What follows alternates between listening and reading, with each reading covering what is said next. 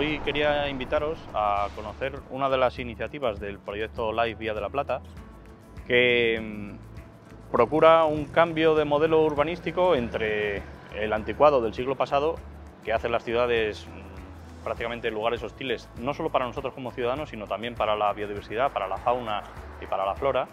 Y estamos justo en ese impasse de cambio de modelo. Vamos a tratar de verlo a través de distintas actuaciones que se han desarrollado o que todavía están en fase de desarrollo en distintos lugares, pero a grandes rasgos se trata de hacer más permeable la ciudad a la biodiversidad.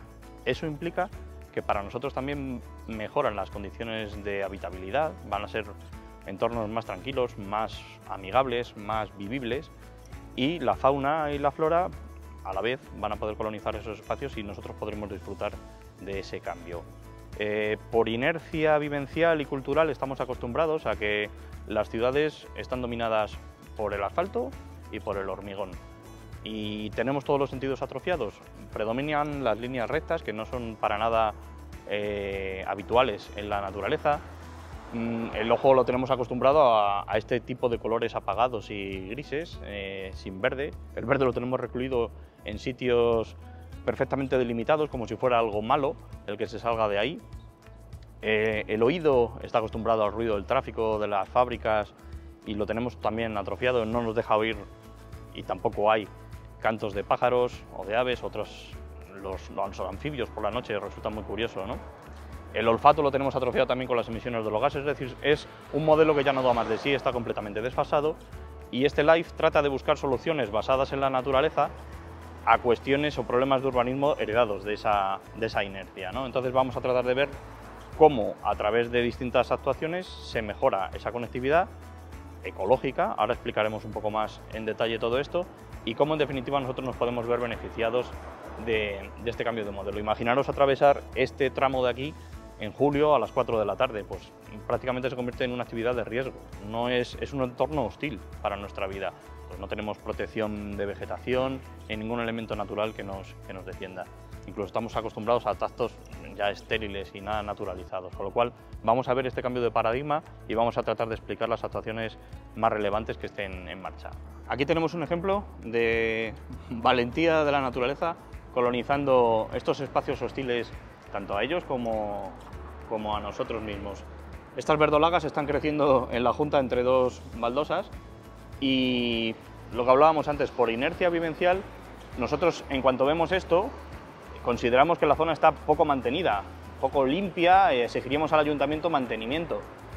Pero es por ese cambio de paradigma del que estamos hablando que es necesario naturalizar y asumir que esto tiene que pasar y lo tenemos que facilitar. Estas plantas están siendo pioneras y van a ir facilitando la entrada de otras especies vegetales que mejoren las condiciones del entorno, tanto para otras especies de vegetación como para la fauna. De modo que tenemos que cambiar la manera de ver esto como algo malo a las primeras fases de unas especies valientes que están facilitando la entrada de otras en esta zona.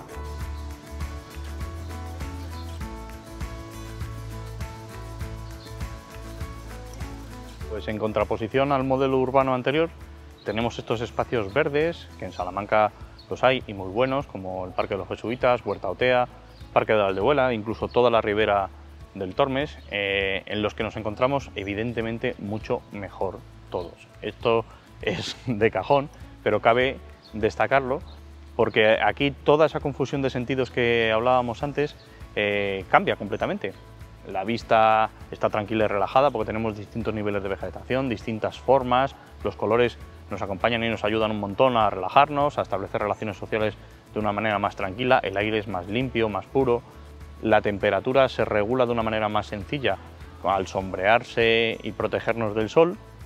Tenemos una serie de beneficios que no tenemos en el núcleo duro, digamos, del casco urbano. Entonces, el LIFE lo que busca es, a través de distintas iniciativas, llevar a distintas escalas estas zonas naturalizadas por toda la ciudad, para establecer una red de corredores que conecten precisamente estos espacios verdes tan potentes, digamos los reservorios de biodiversidad de Salamanca, con los distintos barrios y poder trazar un eje norte-sur, que es el que traza la Vía de la Plata, precisamente, entre la corona ceralística del norte y los espacios adhesados del sur. Entonces, toda esta red difusa de nuevos corredores se va estableciendo y facilita la permeabilidad de biodiversidad. Eso es el concepto de conectividad ecológica, la facilidad que tienen los animales y las plantas a través de sus semillas para poderse desplazar entre los distintos espacios de interés.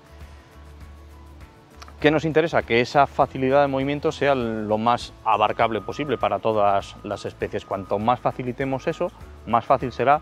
Las aves evidentemente se pueden desplazar volando, pero va a haber pequeños mamíferos que aquí en los jesuitas son muy habituales, o incluso anfibios, que tienen unas dificultades, unas restricciones de movimiento muy grandes si no se facilitan con coberturas o con determinados manejos ese desplazamiento, que puede ser o bien para alimentarse, o bien para reproducirse, o bien incluso para establecerse en zonas nuevas. Cuanto más fácil les sea a ellos, más abanico de especies vamos a tener acompañándonos y facilitándonos la vida en Salamanca.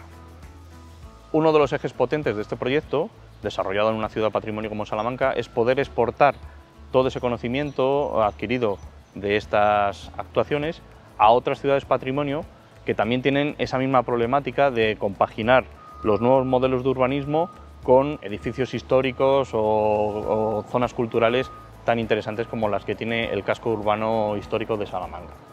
Lo que es evidente es que todo este compendio de actuaciones pueden al principio parecernos o bien pizpiretas o incluso raras, y dependiendo de gustos nos pueden gustar más o menos. Lo que tenemos que tener claro es que ese cambio de modelo sí es necesario y ser conscientes de que estamos viviendo esa transición entre un modelo urbanístico y otro. Entonces iremos viendo por la ciudad distintas actuaciones que podremos ir encajando, y si tenemos esta idea de conectar los espacios verdes en la cabeza, nos va a hacer mucho más fácil entender o incluso la de solucionar problemas urbanísticos con soluciones basadas en la naturaleza. Vamos a poder entender mucho más todo ese planteamiento de actuaciones dispersas por todo el casco urbano.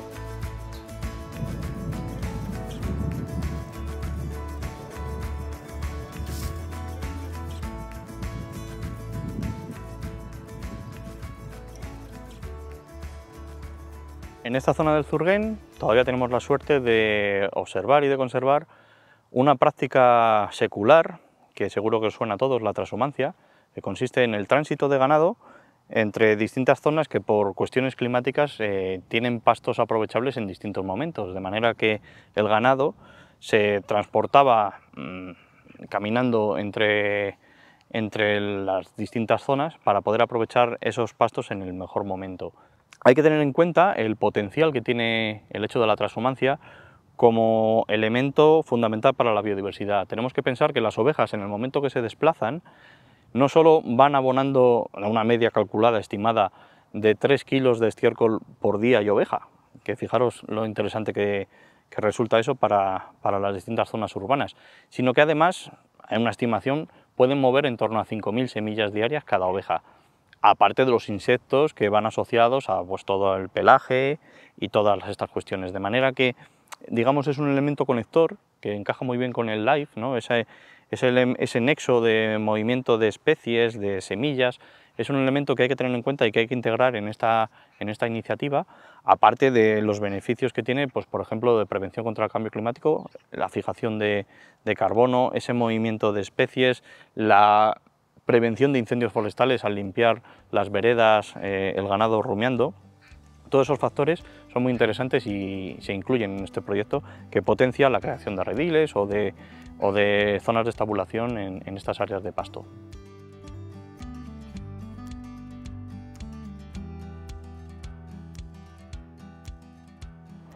Mirad, aquí tenemos una iniciativa que cabe la pena destacar por lo importante del cambio de paradigma. Estamos en la calle Ancha, pero la misma iniciativa se ha llevado a cabo en otras muchas zonas de la ciudad. Tenemos por primera vez aprovechados los alcorques, que son estos huecos en los que el árbol recoge el agua de lluvia, aprovechados para incluir el estrato arbustivo y herbáceo, ¿vale? Además del arbóreo. O sea que tenemos los tres juntos en el mismo sitio. ¿Por qué es esto bueno? Porque diversifica la cantidad de recursos disponibles tanto para la fauna como para nosotros. Estéticamente cumplen una función mucho más amplia que contados como mobiliario urbano, como contábamos antes los árboles, simplemente como una farola. Además, ahora tienen una función específica que es atraer polinizadores. La diversidad de floraciones permite que se solapen los recursos nutricios para estos polinizadores, que además perpetúan el ciclo de estas especies de plantas polinizándolas. Mirad, aquí tenemos un detalle de la combinación de este alcorque, en el que por una parte está la salvia micrófila, que tiene una floración muy abundante, muy exuberante y muy llamativa para los polinizadores. Luego tenemos el teucrium a este lado, que se identifica muy bien por las hojas que son más cenicientas, más grisáceas. Y en aquel lado tenemos las ericas, los brezos, que también durante distintos periodos provocan unas floraciones muy interesantes para los polinizadores. De modo que si tenemos a mano cualquier guía sencilla de plantas silvestres, podemos incluso tratar de identificarlas o aprender a encajarlas en distintos grupos taxonómicos, que puede ser una actividad interesante y distinta.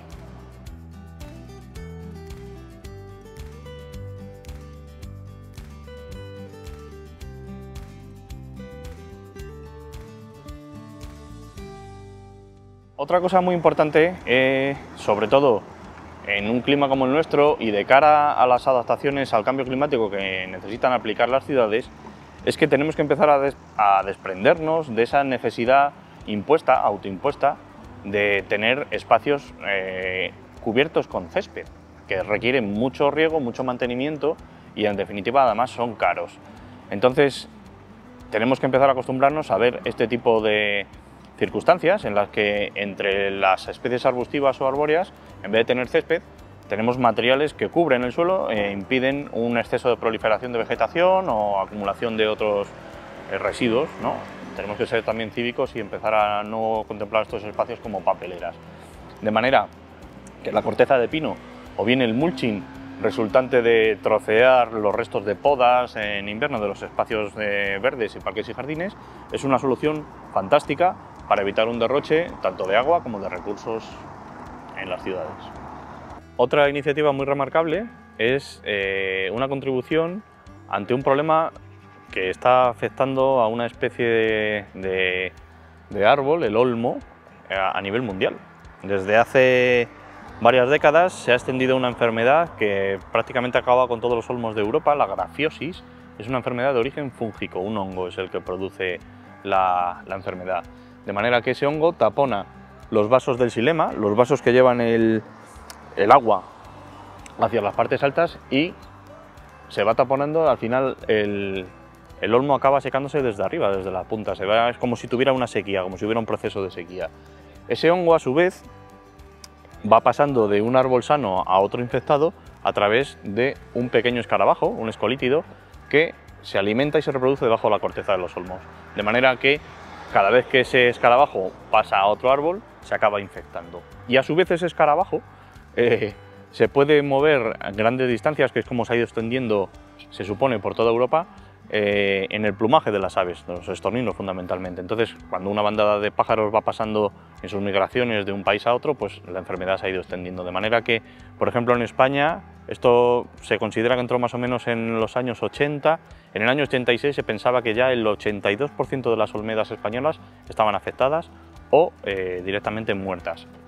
Entonces, existe una resistencia genética a esta enfermedad, ¿vale?, por una capacidad más ancha de los vasos conductores de xilema, y los ejemplares que son resistentes son los que se han plantado a cuenta del LIFE en distintas zonas de la ciudad, para primero mantener las olmedas y segundo proporcionar esa capacidad de dispersión de los caracteres genéticos de resistencia, es decir, propagar la resistencia.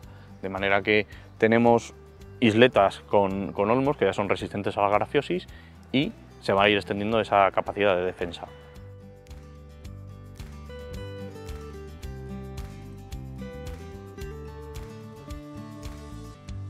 Bien, pues si recapitulamos un poco, nos encontramos ahora en la calle Zamora, que con el modelo urbanístico anterior era simplemente uno de los ejes comerciales de la ciudad, de los más importantes.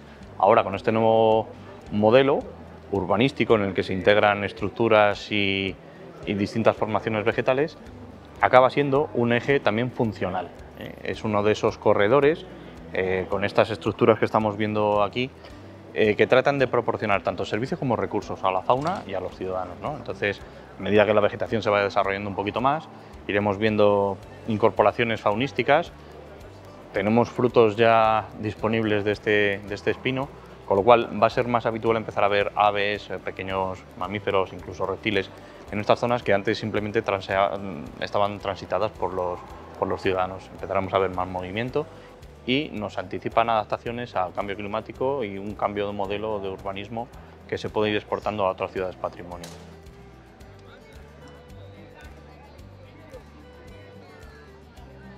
En algunas zonas en las que hasta ahora predominaban únicamente las praderas de césped, de herbáceas, sin estrato arbóreo ni arbustivo, se han realizado, como hemos comentado, distintas plantaciones. Las plantas tienen que ser de un tamaño pequeño, jóvenes, para poderse adaptar a esa fuerte circunstancia que implica el trasplante, y primero las plantas tienen que sobrevivir. Una vez que pasan ese trance de supervivencia, la siguiente fase sería la de crecimiento, y una vez que tienen un crecimiento suficiente, si no tienen factores limitantes de recursos, lo que van a hacer va a ser reproducirse y empezar a proporcionar frutos o floraciones, ¿no? Entonces, hasta que pasa todo ese trance de tiempo, la prestación de servicios o recursos para la fauna va a estar limitada, en el sentido de que a lo mejor no tiene una frondosidad adecuada, un tamaño adecuado para poder albergar nidos, no tienen oquedades, no tienen huecos como un arbolado viejo, y tampoco proporcionan los frutos o las flores que pueden ser necesarias. De manera que ahí tenemos que entrar con distintas estructuras que facilitan esos recursos para la fauna. En este caso, por ejemplo, como hemos visto antes, las cajas nido, que se cuelgan de otros árboles con este tipo de alambres que no dañan al árbol, están proporcionando desde un primer momento un alojamiento adecuado para las aves. Una de las especies habituales de estas cajas nido es el herrerillo común, un pájaro muy pequeñito, muy fácil de ver en los parques y jardines y que es muy fácilmente reconocible por sus colores y por su sonido, ¿no? Se llama herrerillo, de hecho, porque tiene toques metálicos que recuerdan al repiqueteo del material de los herreros, de los martillos de los herreros en el yunque, ¿no? A veces recuerda, de ahí viene el nombre. Entonces, si pensamos en una familia tipo de herrerillos viviendo en una caja nido, una hembra por año, por estación veraniega, puede poner en torno a 6-12 huevos. Si pasan 2 meses y no tenemos bajas, vamos a tener un ejército de pequeños herrerillos que se comen invertebrados que podrían resultar plagas para las plantas, ¿no? Se han hecho estudios, se han calculado que una familia tipo de herrerillos, al cabo de una estación, de los 2 meses que dura la crianza de estos pequeños, más luego el otoño, pueden consumir en torno a 30 kilos de invertebrados en su zona, en su ámbito de alimentación. Con lo cual, estamos hablando de una efectividad de control de plagas tremenda que no tiene parangón y que además nos estamos evitando la utilización de químicos de síntesis tóxicos que pueden influir en otros aspectos del ecosistema, aparte del ahorro energético y económico que supone evitar todas estas sustancias de síntesis.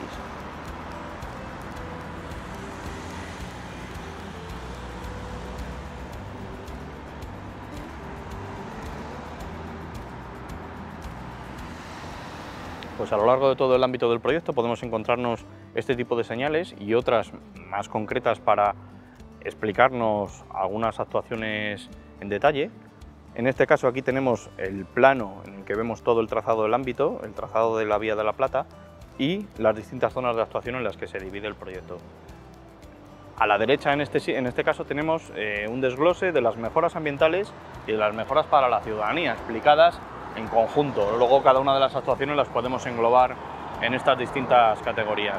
Si queremos ampliar información tenemos un QR y al margen tenemos abajo los objetivos de desarrollo sostenible que enmarcan cada una de las actuaciones de este paquete.